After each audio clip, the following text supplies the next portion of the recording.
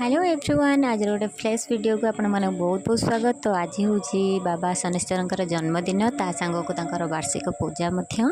तो मम्मी मु सब शनिवार परी आज भी पलि आसलु बाबा पाखक। तो ये कलश पड़ा सरला पूजा है पूजा माने पूजा कम्प्लीट है यज्ञ आरंभ हो गला। यज्ञ ने मम्मी मु नड़िया पकेलु तापर ये आम तो पुष्पांजलि देलु फिर भी आउ सब लोग आसी दौले तो आम आउ थे देपर आम आलती नेलु। देन ये सब शनिवारिया एमती बसती तो मम्मी सब बेले दे। आज जेहेतु मुझे आसती मम्मी कहला नहीं जा तू पैसा दे आसबु तो मुझे देली।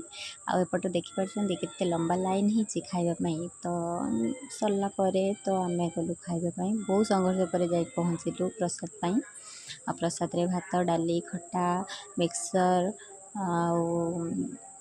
पास एमती होता सब। तो आम खाइलु खाई सारा कि नहीं कुकुर को देदेली रही। जय जगन्नाथ।